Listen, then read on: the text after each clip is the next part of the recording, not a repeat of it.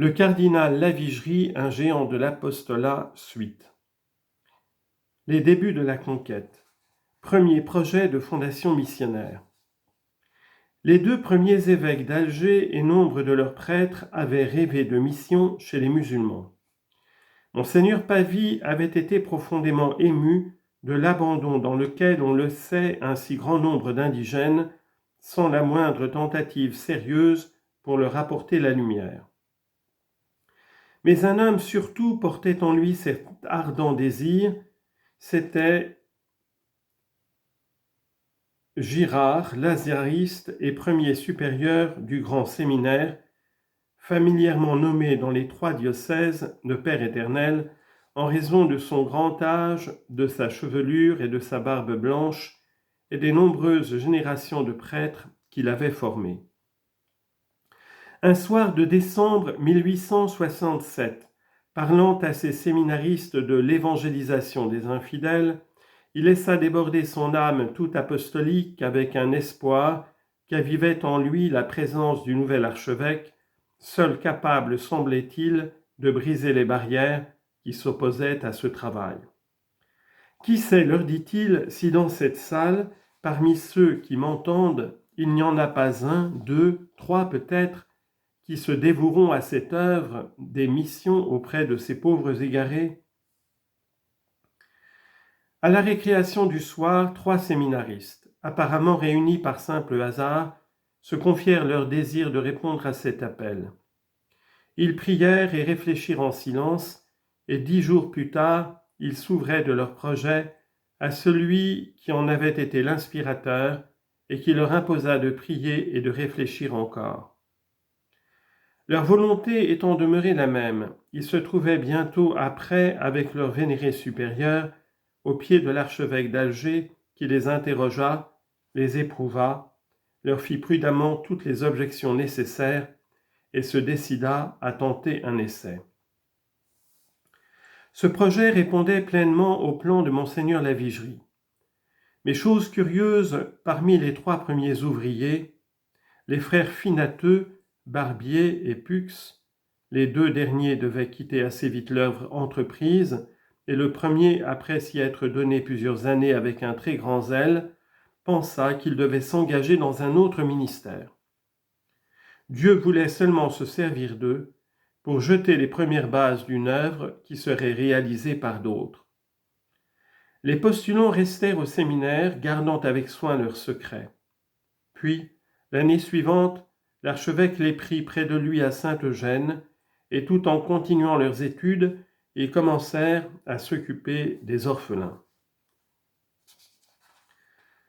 L'opposition de MacMahon. Tandis que l'avenir semblait de ce côté sourire à une œuvre naissante, la violence des attaques augmentait sans cesse contre Monseigneur Lavigerie. On allait jusqu'à l'accuser d'avoir voulu refouler dans le désert les Arabes qui ne se convertiraient pas.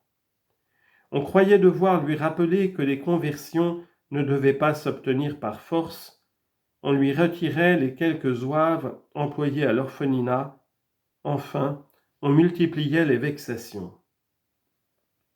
Habilement, l'archevêque commença par annoncer dans une circulaire l'ouverture de l'asile des vieillards, montrant clairement à tous les colons le souci qu'il avait des Français et par conséquent du double devoir de sa charge pastorale. La demeure fut nommée Maison Sainte-Eugénie, procédé plein de délicatesse pour reconnaître les générosités de l'impératrice. Il sut par cette voie et par d'autres ne pas négliger les moyens humains qui lui permettraient de s'assurer l'appui de l'Algérie et de la métropole et de parvenir à son but.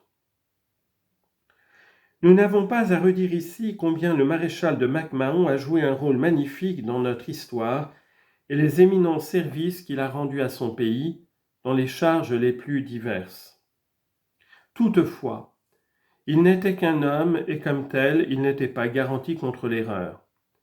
Une erreur qui chez d'autres eût été bénigne devenait grave dans ses conséquences chez celui qui possédait un prestige indiscuté et jouissait d'une autorité totale dont il entendait bien se servir. MacMahon, soucieux avant tout de la conquête et de la pacification de l'Algérie, était persuadé que toute entreprise missionnaire, même discrète auprès des musulmans, soulèverait le fanatisme et provoquerait des désastres. C'est alors qu'on le vit porter à l'archevêque un coup violent, capable de briser toutes ses œuvres et de le contraindre à se retirer. C'est à regret que nous faisons ici le récit de cette polémique qui opposa le grand soldat au grand apôtre, mais nous le devons à la vérité de l'histoire. Le maréchal avait été blessé par la lettre de l'archevêque signalant des cas d'anthropophagie et d'autres détails auxquels nous avons fait allusion plus haut. Il écrivit à celui-ci une lettre de vive remontrance. Il lui reprochait d'avoir, pour les besoins de sa cause et l'intérêt de ses fondations hospitalières, assombri le tableau et représenté la situation de l'Algérie comme plus fâcheuse qu'elle n'était réellement, sans même se préoccuper des embarras que pourraient causer au gouvernement des assertions exagérées qui étaient d'autant plus graves qu'elles partaient de plus haut. Le maréchal ne voyait dans les cas d'anthropophagie que des conséquences maladives de transport au cerveau, semblables à ceux qui se seraient produits jadis en Irlande. Enfin, il interprétait la phrase de l'archevêque écrivant qu'il fallait que la France laissât donner l'évangile au peuple musulman, ou qu'elle le chasse dans les déserts, et il la traduisait pratiquement par ces mots « crois ou meurs ». Il lui reprochait de prendre parti en faveur des colons contre le gouvernement, de sorte que, citation, le nom du prélat était devenu un drapeau pour tout ce qui était hostile au gouvernement, couvert qu'il était par son caractère spécial contre les poursuites de la loi pour excitation à la haine entre les citoyens. Fin de citation. Dans cet état, concluait-il, vous trouverez naturel que j'ai adressé votre lettre pastorale du 6 avril au gouvernement de l'empereur en lui demandant de vous faire connaître avec plus d'autorité que je ne pourrais le faire moi-même sa manière de voir sur les idées que vous avez émises. Fin de citation.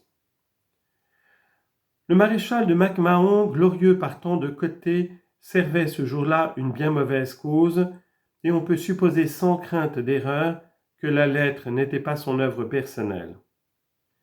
On peut ajouter aussi que son auteur servait mal cette cause en présentant avec tant de sévérité des arguments douteux.